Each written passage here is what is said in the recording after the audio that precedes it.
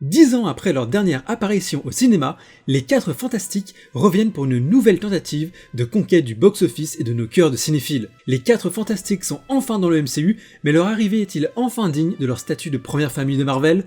La réponse, tout de suite.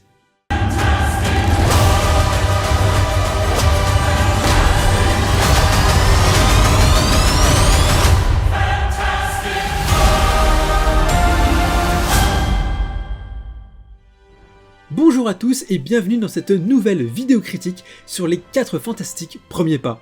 37e film du MCU et premier film de la phase 6. Ça fait beaucoup là, non? Le film, à l'instar de Superman, a d'énormes responsabilités. Intégrer les 4 Fantastiques dans le MCU et assurer la préparation des 2 prochains Avengers pour sauver la saga du multivers. Et enfin nous introduire un Galactus digne de ce nom, bordel! Alors, le film est-il à la hauteur de toutes ses promesses? Pour y répondre, voici mon avis global sur le film. J'ai grandement apprécié ma séance. Le long métrage parvient à être touchant et impactant dans ses enjeux, le tout avec un bon casting, et cela malgré un climax décevant et une timidité dans l'action et le développement de certains personnages. Car oui, à l'inverse de Superman, ici le scénario et la structure du film sont on ne peut plus prévisibles. Le découpage est extrêmement basique, et on devine facilement toutes les péripéties et événements qui vont survenir. Cela rend le film très timide dans sa proposition et ne délivre aucune surprise notable, ce qui est dommage de la part d'un film censé susciter l'émerveillement. Cependant, cela ne veut pas dire que le scénario et la narration sont mauvais. Bien au contraire, le film parvient à nous introduire plus efficacement les 4 Fantastiques et à nous dispenser d'origin story. Contrairement à Superman qui lui nous amenait de surprise en surprise, mais pâtissait clairement d'un manque de contextualisation. J'irais même jusqu'à dire que c'est presque le même film que celui de 2007. La différence la plus notable est ici l'absence du Dr Fatalis dans le film. Le scénario est certes classique, mais reste cohérent avec lui-même et le découpage narratif est tout à fait efficient. Cela rend le visionnage beaucoup plus digeste et installe efficacement les enjeux. Et des enjeux correctement posés, c'est l'assurance d'avoir des scènes plus impactantes et engageantes pour le spectateur. Durant les scènes de tension, bien que la finalité soit prévisible, j'étais accroché à mon siège, car je ne voulais pas voir notre équipe perdre ou mourir. J'étais à fond avec eux, surtout durant la scène de course-poursuite spatiale en vitesse lumière avec la surfeuse d'argent qui est juste incroyable. Meilleure scène du film selon moi, tant au niveau du visuel, de la tension, de la mise en scène, bref un 20 sur 20, et c'est clairement la scène que je retiendrai du film.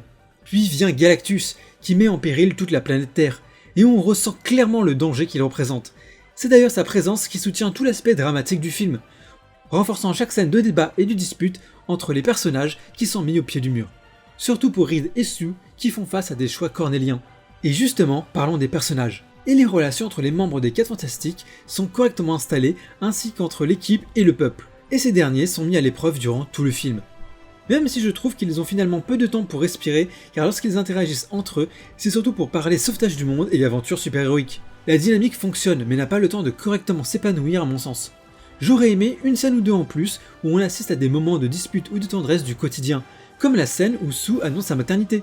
Pour le reste, tout fonctionne bien, et chaque membre correspond à son rôle et à sa personnalité des comics, et est compétent dans son domaine. En particulier Sue Storm, qui, avec sa grossesse, est vraiment le point névralgique du film. Elle a clairement les scènes d'émotion les plus fortes du film, et le casting de Vanessa est excellent.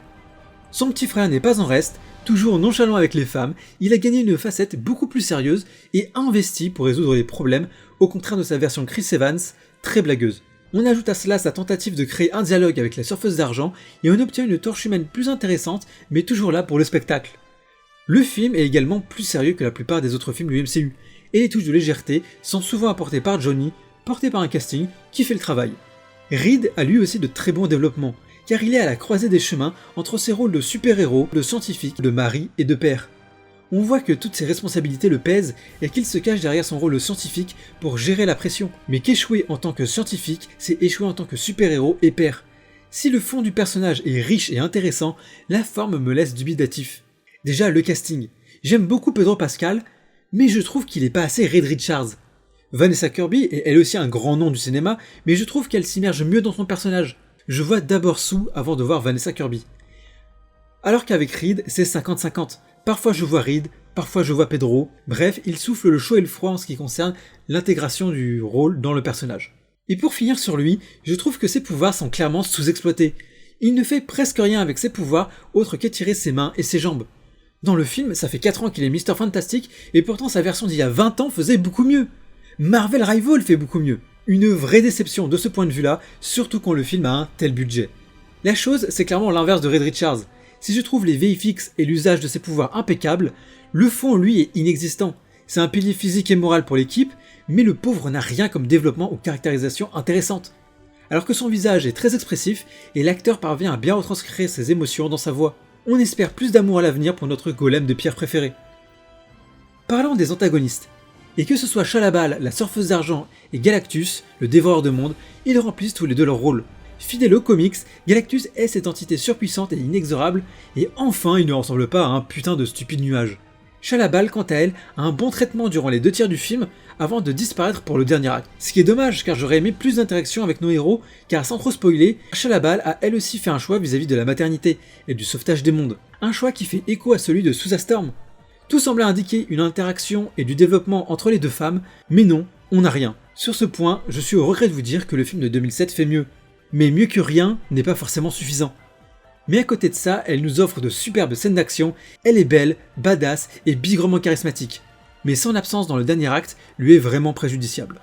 A l'inverse de Galactus, qui lui est très bien traité les 2/3 du film, où on fait monter la sauce, la tension, où on le présente vraiment comme l'entité cosmique qu'il est censé être, mais tout cela s'écroule un peu dans le dernier acte.